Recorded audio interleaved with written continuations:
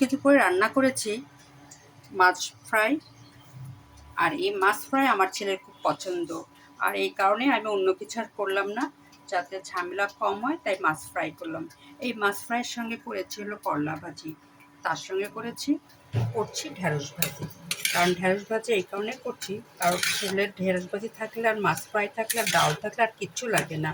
আর ওর পছন্দ মতো বাসায় থাকলে আমি ওর পছন্দ মতো সবসময় করতে চাই, কারণ ছেলেরা বা বাচ্চারা বা সন্তানরা যদি ঠিকমতো খায় মার ভালো লাগে। আর দুপুরে যেহেতু আমার সাহেব থাকে না, এজন্য আমি আর ছেলে আর মেয়ে খাই, তবে মেয়ে বাসায় নেই, ছেলে আর আমি, এর জন্য ছেলের পছন্দ মতো দুপুরের খাবারটা আমি দেওয়ার চেষ্টা করি। এই আমি ঢ্যাঁড়স ভাজিটা কিছুই করি, শুধু কেটে লবণ, মরিচ, রসুন, পেঁয়াজ, তেল দিয়ে বসাই দিয়েছি।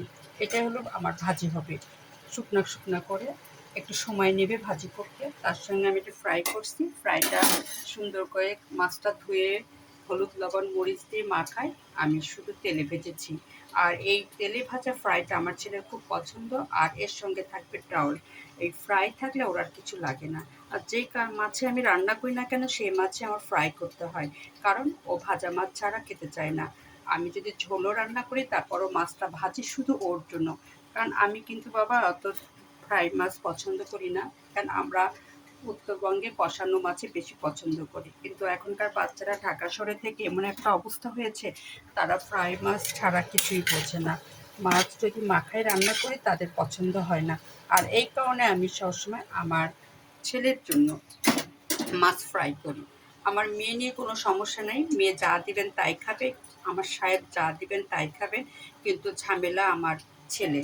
ওকে যদি আপনি মাছটা ফ্রাই করে না দেন, আর ভেজে যদি না দেন, ফ্রাই করে না দেন, মাছ যদি কষায় রান্না করেন, তাহলে কিন্তু ও মাছটা খাবে না।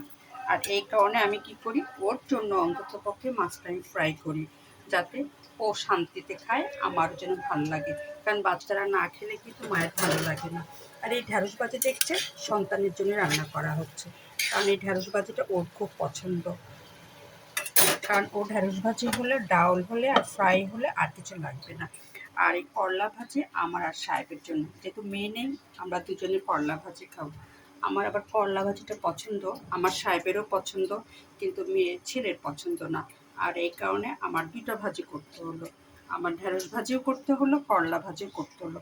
কারণ করলা পাতে দিলে একেবারেই খাবে না, অনেক সমস্যা করবে, যার ফলে আমি করলা ভাজিটা করলাম আমার আমার আর সাহেবের জন্য। আর ঢ্যাঁড়স ভাজিটা একটু করছি ছেলের জন্য, কিছুক্ষণ পরে খাওয়ার টাইম হয়ে যাবে, ছেলে খাবার যাবে, এই জন্য আমি ফ্রাই করলাম মাছ, তার সঙ্গে থাকবে আমার ঢ্যাঁড়স ভাজি, আর তার সঙ্গে আছে আমার করলা ভাজি।